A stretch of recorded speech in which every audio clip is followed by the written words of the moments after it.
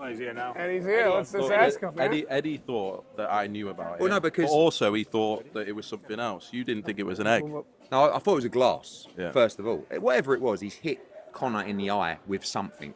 What I was angry about is because I don't believe everything that EUBANK does is premeditated.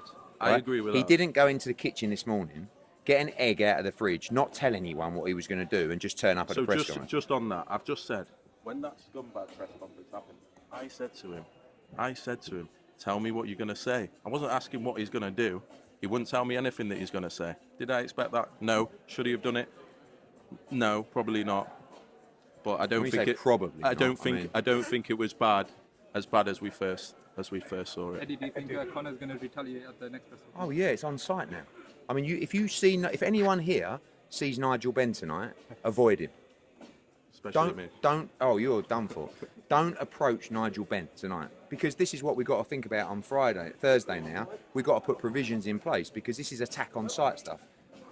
Conor's not going to sleep on this and then go, oh, it's okay now. Yeah, don't worry about it, Chris. As soon as he sees EUBANK, he's going to attack him.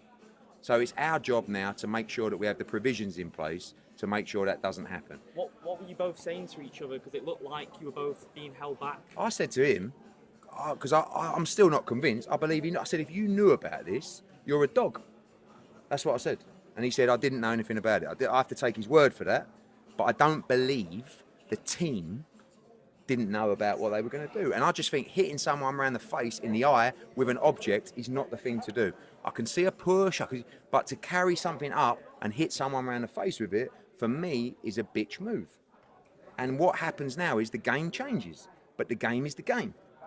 And if you want to do that, you have to live with the consequences of that, and we have to put the provisions in place to make sure that we put a lid on it to make sure this doesn't get out of control. Because if they see each other now, the whole fight's off. Yeah.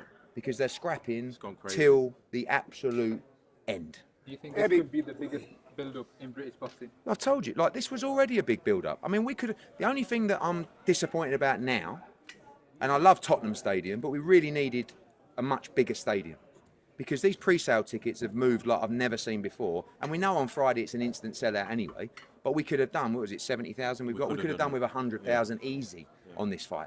Eddie, Radio Raheem, we were all in the press row actually wondering how long it was going to take for Ben to either get hit with something or lean into something.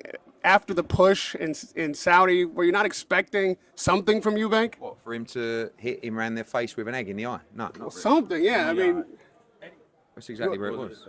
Can you describe the rivalry between you both? Because this is very dramatic. You said you were on good terms at one point in the press conference, but it doesn't We seem are, like no, you're on good terms. No, we are on good terms. I don't believe he didn't know about it. No, if you know I didn't know. No, I don't, because I think you're a little bit snaky. No, you know I didn't know. No. Don't talk. No. Be quiet. Because No. You can't say things. No, stop, because then I'll take you for. Listen, I've been very nice to you lately. You can't say things. And I've been very nice to you lately. I've given you a big education the last couple of weeks. I've told you were very lucky to be talking to me. Right. But we do get on well. We actually have a bit of banter. He actually, if you don't mind me saying, he was asking me potentially to go and box as bald. Yeah, it was a the other good night. joke. Oh, was it a joke? Oh, I was actually getting excited by that. No. But the reality is it's camp v camp. Yeah. So I don't have any emotion towards this man. I just think it was a bitch move. If he knew about it, I would have expected him. If Conor Benn came up to me and said, I'm going to hit Chris EUBANK with this. Eddie, we spent 2 weeks trying to get out of Chris EUBANK Jr. what he's going to say. 2 weeks. He wouldn't tell me. He wouldn't tell his girlfriend. He wouldn't tell his girlfriend. He wouldn't tell Napa. He wouldn't tell his best friend. We know why now. So he took the egg alone. We know why now. He was the only man who knew about the egg. Listen, we know why. why. How did he smuggle it in? It was unbelievable. Yeah, the security was. Do you think it was in his LV pack? That's why he wear one of. Next time I go up to you, I'm going to go, all right, Chris, and just try and pack the egg in there. Do you know what I mean? Ben, you kept alluding to the rehydration clause in the press conference. Do you think they tried to sort of skirt over the matter to maybe get away with the rehydration? I think so. Ben, do you think there'll be any repercussions? People are talking about a hefty fine from the board and also a hefty fine potentially from the promoter for not having a better handle on the situation. Just saying, that's what they said. I don't know. Last two, please. In terms of the rehydration clause, a lot were brought up in the press conference about it. Obviously, Eddie tried to it was moved along quite quickly when they were talking about the weights. Do you think that was something that they was obviously trying to skirt around? The only way we got Chris over the line with that was by getting him more money. and he didn't want to do it, but in the end, money is what Chris Eubank Jr. wants. He made a business decision, and he can make the weight, and he took the money. Is there any chance there's an injury to Ben's eyes or any? No, he's fine.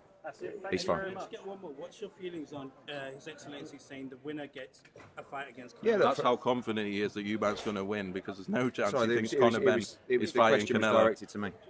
That's the answer. There you go. Eddie from Wish. I think that basically Conor's future is back down at 147. If I'm honest, if he deals with a middleweight in style, who knows? But it's a big jump to 68, and it's a big jump size-wise to Canelo Alvarez. How unfair against Canelo do you feel? I mean, you're talking about Conor is a similar size to Crawford, but doesn't have his credentials. Quite frankly, doesn't have his ability just yet. And I think Crawford will probably get beat. So, but if he steps up to middleweight and destroys Eubank inside 3 rounds, which is very possible, who knows? Do you think the Bivol Beterbiev rematch will happen? I think Bivol is the king, and he can fight whoever he wants or whoever His Excellency tells us to fight. Canelo rematch, Benavidez, Callum Smith, Beterbiev 3, all amazing fights. He's ready for all of them, but he'll be out for a while. Out of all those, which one do you want? I do like Beterbiev 3 because the first 2 are my favourite fights, but I'd love to see Callum Smith get the chance. Last one. What did Ben say to you backstage? Ben, Conor or him? Dopey. I mean, either one. Did anyone have words for you? I said to Shalom, if you knew about that, you're a dog. Because we talked before, and he said, I swear I didn't know about it. He's got a track record with that kind of stuff. To be honest, Eubank don't really talk to him that much, so maybe I do believe him. CONOR BENN, absolutely ready to fight, not Chris Eubank, an entire nation of men. And Nigel Benn, ready to do it with a blindfold on. Why do you think Eubank didn't want you to speak at the press conference? Because it's a premeditated thing. He watched David Hay do it a few years ago, and it's like the easy thing to do, isn't it? What should I do? Everything that Eubank does is premeditated. Do you think that he sat down and when I started talking, he went, oh, I'm going to say this? He doesn't have the wit. He doesn't have the IQ to do that. What he's doing is he's sitting there like the egg, all right? And he's gone, right, when Eddie talks, they're all sitting, this is what they're like, these people. Ben included, because he's all the... What we do is, yeah, when Eddie starts talking, you just butt in and say, we don't want to hear from you. I mean, fucking hell. That's fucking, like, Einstein stuff. And then what you do is take an egg up, right? And when you get face to face, slap him with the egg. Yeah? To be honest with you, if you would have slapped the egg on here as a little bit of a laugh, not the best, but not here. Because you've slapped him and, you know, that shell breaks in your eye. Who knows what's going to happen? Then we've got no fight. But luckily, Conor's fine. Let's roll on Thursday. Why do you think His Excellency is pulling for Ben instead of Eubank? Is he? That's what he said. He said he wanted you to do the business this time. No, Maybe we always have a laugh, me and him, because he always says none of my fighters win. And now Callum Smith won, and Bivol won, and I'm